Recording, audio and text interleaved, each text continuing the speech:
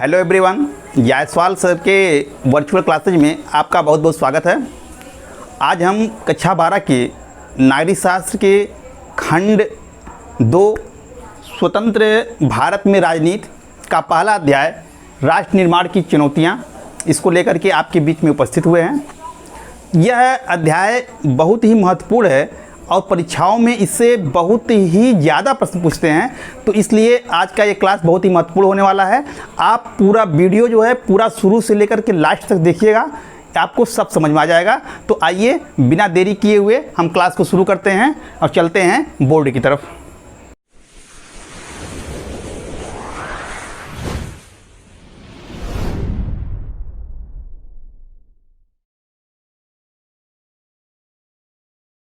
हमारा आज का टॉपिक है राष्ट्र निर्माण की चुनौतियाँ। तो सबसे पहले हम यही समझते हैं कि राष्ट्र शब्द का अर्थ क्या होता है। तो देखिए, राष्ट्र को अंग्रेजी में नेशन कहा गया है। राष्ट्र शब्द अंग्रेजी में नेशन का हिंदी अनुवाद है, और नेशन जो शब्द है ये लैटिन भाषा के नेसियो शब्द से निकला है। इसकी उत्पत्ति जो है वो लैटिन भाषा के नेसियो शब्द से हुई है। तो और नेसियो का लैटिन भाषा में जो अर्थ होता है वो होता है जन्म या जाति। तो अगर इस दृष्टि से देखा जाए, शाब्दिक दृष्टि से राष्ट्र का अर्थ निकाला जाए, तो हम कहेंगे कि राष्ट्र जो है उन व्यक्तियों का एक समूह है जो किसी एक ही जाति से संबंधित हो। यानी जिस देश में एक ही जाति के लोग रहते हों, जिनकी भाषा, रीति रिवाज, परंपराएं सब एक हों, तो उसे हम राष्ट्र कहेंगे। तो वर्तमान समय में तो ऐसा संभव नहीं है। विश्व का कोई भी ऐसा राष्ट्र नहीं होगा जहां पर एक ही जाति, धर्म, परंपराओं को मानने वाले लोग रहते होंगे। तो वर्तमान समय में तो हर देश में, विश्व का कोई भी देश हो, हर देश में विभिन्न प्रकार के जाति के, धर्म के, संप्रदाय के लोग रहते हैं। अब इन विभिन्न संप्रदायों को, विभिन्न जातियों को, विभिन्न धर्मों को एकता के सूत्र में बांधे रखना, उनमें राष्ट्रीयता की भावना विकसित करना और इन अनेकता में एकता स्थापित करना, ये आज के हर देश की सबसे बड़ी चुनौती है। तो अगर हम कहें राष्ट्र निर्माण का क्या अर्थ है, तो वही चीज़ है कि राष्ट्र निर्माण का अर्थ है कि राष्ट्र में रहने वाले विभिन्न प्रकार के समूहों में, विभिन्न प्रकार के समूहों का मतलब कि वहाँ जो विभिन्न जाति, धर्म, संप्रदाय के लोग रह रहे हैं, इन समूहों में राष्ट्रीयता की भावना विकसित करना, राष्ट्रीय चेतना की भावना विकसित करना और राज्य द्वारा सभी समूहों के साथ एक समान व्यवहार करते हुए उन्हें एकता के सूत्र में बांधे रखना, इसी को कहेंगे हम राष्ट्र निर्माण। यानी कोई देश अपने लोगों में एकता स्थापित करे, उनमें सामूहिकता की भावना विकसित करे, उनमें राष्ट्रीय चेतना की भावना विकसित करे, तो हम कहेंगे कि वह राष्ट्र निर्माण हो रहा है। यही राष्ट्र निर्माण का अर्थ है। और राष्ट्र निर्माण के तत्व कौन कौन से होते हैं कि वहाँ के लोगों में राष्ट्रीय भावना होनी चाहिए।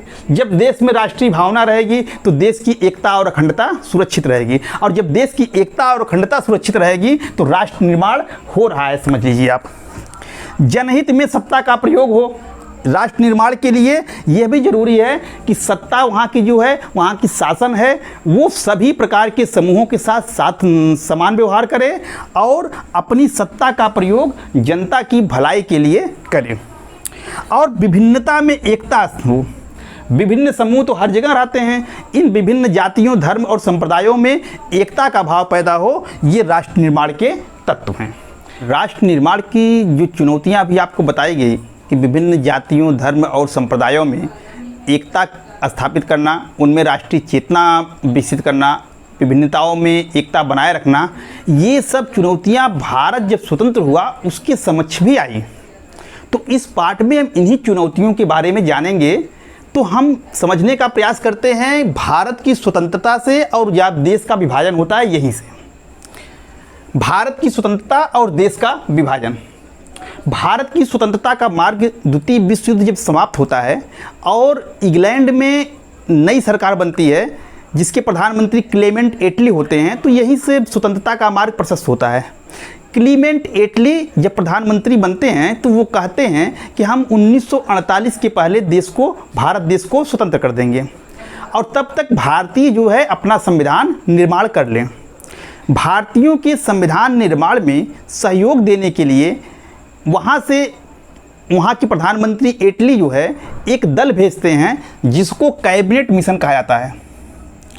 ये कैबिनेट मिशन भारत में 1946 ईस्वी में आता है और यहाँ पर संविधान सभा का गठन करवाता है। तो भारत में जो संविधान सभा का गठन हुआ वो कैबिनेट मिशन योजना के तहत हुआ। ये प्रश्न बहुत इंपॉर्टेंट है।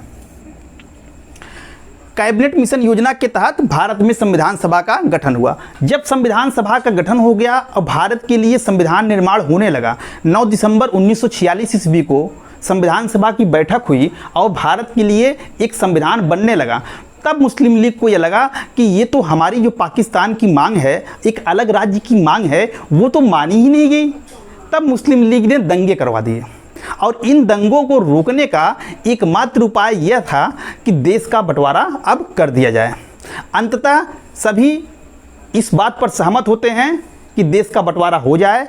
तो भारत का विभाजन जो है वो माउंटबेटन योजना के तहत भारत को बांट दिया जाता है। माउंटबेटन ये भारत के वायसराय बना के भेजा गया था कि जाकर के वहाँ पर दंगों को रोकें। तो इन्होंने एक उपाय निकाला कि दंगों को रोकने का एकमात्र तरीका यही है कि भारत का विभाजन कर दिया जाए। तो इस योजना के तहत माउंटबेटन ने जो फार्मूला बनाया था उस योजना के तहत, और ये योजना जो माउंटबेटन योजना 3 जून 1947 को आई थी, इसी योजना के तहत भारत और पाकिस्तान का बंटवारा हो जाता है। 14 अगस्त की आधी रात, अब 12 बजे, 14 और 15 अगस्त के बीच में आप कह सकते हो। 14 अगस्त को पाकिस्तान स्वतंत्र होता है। अब 14-15 अगस्त की आधी रात को, 1947 की आधी रात को भारत जो है वो स्वतंत्र हो जाता है। भारत यहाँ होना चाहिए, भारत स्वतंत्र हो जाता है। जब देश आज़ाद होता है तो इस अवसर पर यहाँ पंडित जवाहरलाल नेहरू लाल किले से झंडा फहराते हैं और यहाँ पर एक भाषण देते हैं। इनके भाषण को इतिहास में ट्रिस्ट विद डेस्टिनी, या हिंदी में कहोगे तो भाग्यवधू से चिर प्रतीक्षित भेंट के नाम से जाना जाता है। ये बहुत ही महत्वपूर्ण प्रश्न है, बहुत बार परीक्षाओं में पूछा गया कि इनके भाषण को क्या नाम दिया गया। तो इंग्लिश में अगर आएगा तो ट्रिस्ट विद डेस्टिनी आएगा, और अगर हिंदी में आएगा तो भाग्यवधू से चिर प्रतीक्षित भेंट। इसका अर्थ क्या होता है? इसका अर्थ ये होता है कि भाग्यवधू से चिर प्रतीक्षित भेंट मतलब जिसका इंतज़ार हम, स्वतंत्रता का इंतज़ार हम वर्षों से कर रहे थे, आज वही स्वतंत्रता रूपी दुल्हन जो है आज हमारे समक्ष आ गई है और आज हम लोग इससे भेंट करने वाले हैं। तो यही इसका अर्थ होता है। और इस अवसर पर पंडित नेहरू ने पूरे विश्व के सामने भारत को स्वतंत्रता की उद्घोषणा की। बच्चों, आज़ादी के बाद भारत हमको एक अखंड भारत के रूप में नहीं मिला जैसा सपना हम लोग देखा करते थे। भारत का एक तरह से कह सकते हो आप कि भारत को 3 खंडों में बांट दिया गया था। एक तो भारत जो अंग्रेजी साम्राज्य के अधीन थे, दूसरा पाकिस्तान बांट दिया गया, भारत से पाकिस्तान को अलग कर दिया गया, तो एक राज्य भारत बन गया, दूसरा पाकिस्तान। तीसरा जो था वो देसी रियासतें थी। भारत और पाकिस्तान की स्वतंत्रता के साथ ही अंग्रेजों ने उनके अधीन जो देसी रियासतें थी उनको भी स्वतंत्र कर दिया। उनसे ये कह दिया गया कि आज से आप भी स्वतंत्र हैं और आप चाहें तो भारत में मिलना चाहें तो भारत में मिल जाएं, पाकिस्तान में जाना चाहें तो पाकिस्तान में चले जाएं, या अपना स्वतंत्र अस्तित्व बनाए रखना चाहते हैं तो आप अपना स्वतंत्र अस्तित्व भी बनाए रख सकते हैं। एक तरह से 3 तरह से बांटने का रास्ता उन्होंने तैयार कर दिया। और जो ये विभाजन हुआ था भारत और पाकिस्तान का, इस विभाजन जो है वो द्विराष्ट्र सिद्धांत के आधार पर हुआ था। द्विराष्ट्र सिद्धांत क्या है? तो द्विराष्ट्र सिद्धांत का मतलब ये होता है कि इस सिद्धांत के अनुसार भारत जो है 2 कौम मतलब संप्रदाय, भारत 2 कौमों का देश है जिसमें एक कौम हिंदू और दूसरी कौम मुसलमान है। तो जब दो कौमों का देश है तो ये एक साथ नहीं रह सकते, इसलिए भारत को बांट दिया जाए और एक पाकिस्तान मुसलमानों के लिए अलग राज्य बनाया जाए। इसकी मांग जो है मुस्लिम लीग ने की थी। मुस्लिम लीग जिसकी स्थापना 1906 ईस्वी में हुई थी, जो कि मुसलमानों की पार्टी थी, उन्होंने 1940 ईस्वी में मुस्लिम लीग के लाहौर अधिवेशन में, मुस्लिम लीग के जो अध्यक्ष थे उस समय मोहम्मद अली जिन्ना, उन्होंने पहली बार इस सिद्धांत के अनुसार पाकिस्तान की मांग की थी कि हमारे लिए, मुसलमानों के लिए एक अलग राज्य पाकिस्तान हो। यह प्रश्न भी परीक्षाओं में बहुत पूछता है कि 1940 का लाहौर अधिवेशन वाला, कि पाकिस्तान की मांग जो है मुस्लिम लीग ने किस अधिवेशन में की, तो ये 1940 के लाहौर अधिवेशन में की थी। और मुस्लिम लीग के द्विराष्ट्र सिद्धांत की जीत की वजह से अंततः भारत का विभाजन करना पड़ा। लेकिन विभाजन इतना सरल नहीं था। विभाजन से अनेक समस्याएं उत्पन्न हो गई। विभाजन का जो आधार बनाया गया वो धार्मिक बहुसंख्यक को बनाया गया।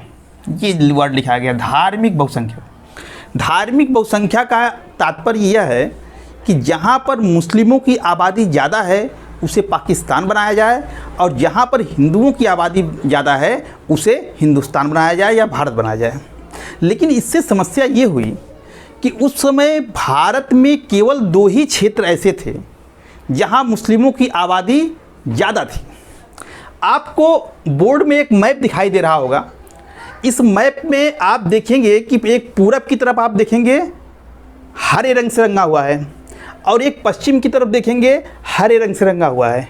यही 2 क्षेत्र जो हरे रंग से मैप में रंगे हुए हैं, यही 2 क्षेत्र ऐसे हैं जहाँ पर मुस्लिमों की आबादी सबसे ज़्यादा थी। सबसे बड़ी समस्या ये कि एक क्षेत्र जो है पूर्व में था और दूसरा क्षेत्र पश्चिम में था।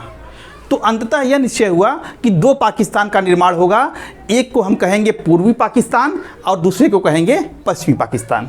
मैप में जो क्षेत्र हरे रंग से रंगा हुआ पूर्व में दिख रहा है वो पूर्वी पाकिस्तान, और जो पश्चिम में हरे रंग से क्षेत्र दिख रहा है आपको उसे पश्चिमी पाकिस्तान कहा गया। तो इस तरह से 2 पाकिस्तान का निर्माण हुआ। नंबर 1 पश्चिमी पाकिस्तान, पश्चिमी पाकिस्तान, और नंबर 2 पूर्वी पाकिस्तान। और यही जो पूर्वी पाकिस्तान है, यही 1971 में जाकर के पाकिस्तान से अलग होकर के स्वतंत्र देश बन जाता है, जिसको हम बांग्लादेश के नाम से जानते हैं। 1971 में स्वतंत्र होता है और इसका नाम वर्तमान समय में बांग्लादेश है। तो ये विभाजन की पहली समस्या थी। दूसरी समस्या ये थी कि भारत में बहुत से लोग ऐसे थे जो कि इस विभाजन के पक्ष में नहीं थे। वो नहीं चाहते थे कि भारत का बंटवारा हो। तो शुरुआत में तो महात्मा गांधी जी ही ऐसे थे जो कि नहीं चाहते थे। उन्होंने तो यहाँ तक कह दिया था कि भारत का विभाजन जो है मेरी लाश पे होगा। लेकिन चूँकि सांप्रदायिक दंगे इतने बढ़ गए थे तो उसको रोकने के एकमात्र उपाय लास्ट में इनको ये भी यही लगा कि भारत और पाकिस्तान को बंटवारा हो जाना चाहिए। तो लास्ट में ये भी सहमत हो गए। लेकिन कुछ मुस्लिम, या कहिए कि बहुत से मुस्लिम ऐसे थे जो कि पाकिस्तान में नहीं जाना चाहते थे, या भारत और पाकिस्तान के बंटवारे के पक्ष में नहीं थे, या द्विराष्ट्र सिद्धांत के पक्ष में नहीं थे। उनमें खान अब्दुल गफ्फार खान, खान अब्दुल गफ्फार खां, ये जो थे प्रमुख थे। इन्होंने द्विराष्ट्र सिद्धांत का खुलकर विरोध किया। और आप जानते हैं कि खान अब्दुल गफ्फार खान जो है उत्तर पश्चिम के जो है सीमांत गांधी के नाम से जाने जाते हैं, बहुत फेमस नेता थे। इन्होंने इस सिद्धांत का द्विराष्ट्र की जिन्ना के जो सिद्धांत था उसका खुलकर विरोध किया। लेकिन दुर्भाग्यवश ऐसे लोगों की आवाज़ को दबा दिया जाता है और इन्हें पाकिस्तान में जाने के लिए मजबूर कर दिया जाता है। तो लोगों की असहमति के बावजूद भी उनको पाकिस्तान भेज दिया जाता है। तीसरी समस्या ये थी कि भारत में कुछ इलाके ऐसे थे जहाँ हिंदुओं और मुसलमानों की संख्या जो थी लगभग बराबर थी। कुछ क्षेत्र ऐसे थे उस राज्य के जहाँ पर मुस्लिम ज़्यादा थे, और कुछ क्षेत्र ऐसे थे जहाँ हिंदू ज़्यादा थे। तो उस समय भारत में दो राज्य ऐसे थे, एक था पूरब में और दूसरा था पश्चिम में। पश्चिम के राज्य को हम पंजाब के नाम से जानते हैं, अब पूर्व में जो था वो बंगाल था। मैप में आपको दिख रहा होगा लाल रंग से रंगा हुआ, तो जो पूर्व में लाल रंग से रंगा हुआ क्षेत्र है वो बंगाल है, और पश्चिम में जो लाल रंग से रंगा हुआ है ये पंजाब है। ये 1947 की मैप है, जब इनका विभाजन नहीं हुआ था। तो यहाँ पर मुस्लिम और हिंदुओं की संख्या आबादी लगभग बराबर थी। तो ये निश्चय हुआ कि इन राज्यों का भी बंटवारा कर दिया जाए। तो परिणाम ये हुआ कि पंजाब का जो पश्चिमी भाग था वो पश्चिमी पाकिस्तान में चला गया, और बंगाल का पूर्वी भाग जो था वो पूर्वी पाकिस्तान में चला गया। तो इस तरह से भारत के दो राज्यों का भी बंटवारा किया गया। और सबसे बड़ी चीज़ ये कि यहाँ रहने वाली जनता को यही नहीं पता था 15 अगस्त 1947 के पहले कि वो अपने देश में हैं कि विदेश में चले जाएंगे, उनको पाकिस्तान में रहना है कि भारत में रहना है, यही नहीं पता था। अगली जो समस्या थी वो समस्या अल्पसंख्यकों की समस्या थी। ये बहुत बड़ी समस्या थी। ऐसा नहीं था कि पाकिस्तान में हिंदू नहीं थे और भारत में मुस्लिम नहीं रहते थे। अब ये लोग अपने देश में, पाकिस्तान में हिंदू जो है वो अल्पसंख्यक हो गया, और भारत में जो मुस्लिम है वो अल्पसंख्यक हो गया। ये अल्पसंख्यकों की जो समस्या थी कि इनका क्या होगा, इसका कोई स्थायी समाधान नहीं निकाला गया, और यही आगे चल करके यही समस्या भारत और पाकिस्तान में हुए हिंदू मुस्लिम दंगों का सबसे बड़ा कारण बना। अब हम देखते हैं कि इस विभाजन का क्या परिणाम निकला। तो विभाजन के परिणाम स्वरूप दो पाकिस्तान बनाए गए। आपको बताया गया अभी कि एक पूर्वी पाकिस्तान और दूसरा पश्चिमी पाकिस्तान। तो इस तरह से दो पाकिस्तान का निर्माण हो गया।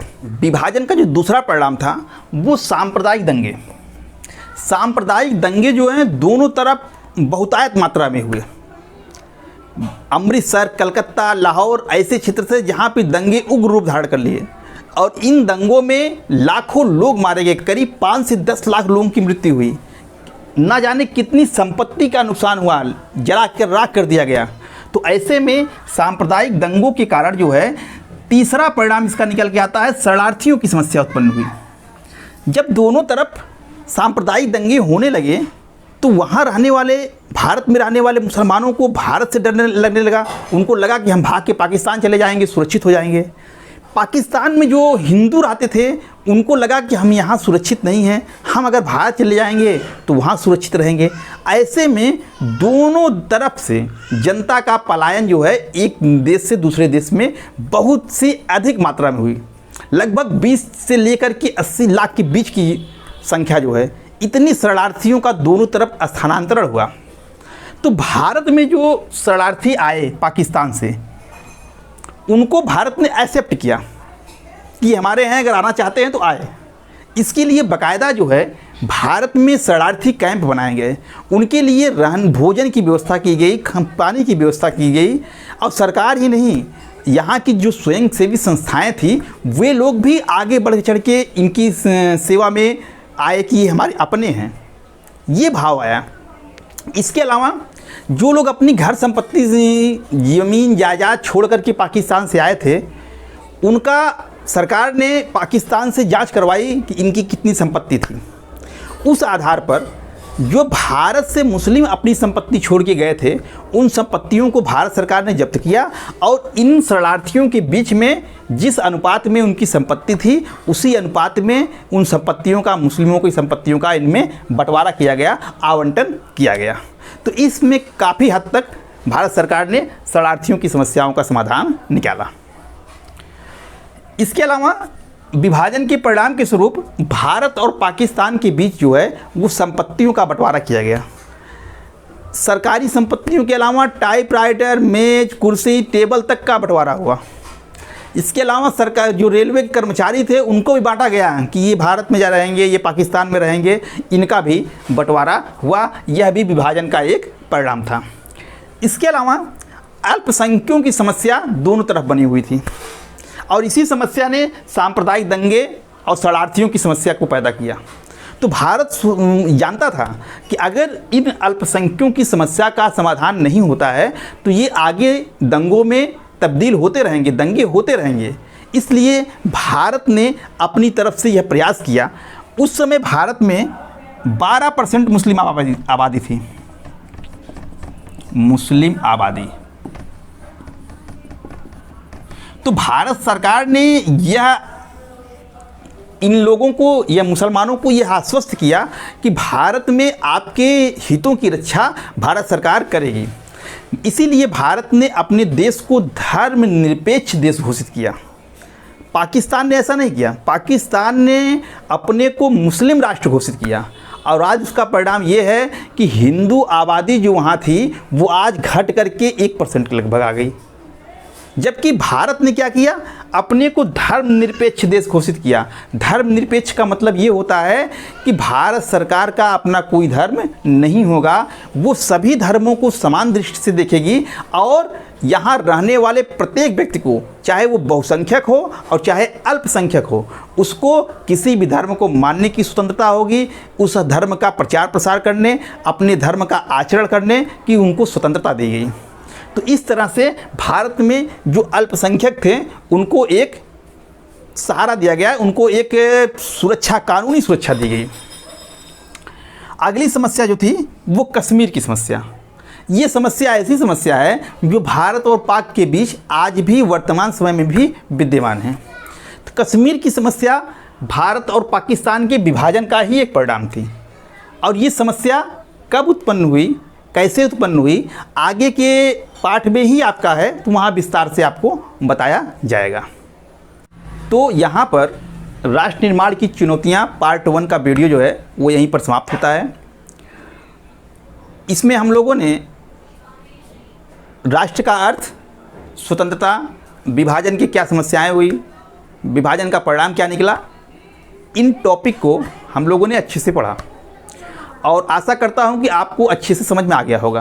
क्योंकि पूरा पार्ट अगर हम बनाएं तो वीडियो बहुत लंबा हो जाएगा, इसलिए पार्ट 2 में इसके जो शेष बचे हुए टॉपिक हैं उसको लेकर के हम आएंगे राष्ट्र निर्माण की चुनौतियां पार्ट 2 में। आशा करता हूं कि आपको यह वीडियो अच्छा लगा होगा। अगर अच्छा लगा है तो आप इस चैनल को अभी तक अगर हमारे आप सब्सक्राइब नहीं किए हैं तो इसको सब्सक्राइब कर दीजिए, लाइक कर दीजिए और अगर अपना कुछ सुझाव देना चाहते हैं तो नीचे कमेंट बॉक्स में अपना सुझाव दे दीजिए और इसको अधिक से अधिक अपने मित्रों को शेयर कर दीजिए। अगले पार्ट में हम फिर मिलेंगे, तब तक के लिए धन्यवाद और आपका दिन शुभ हो।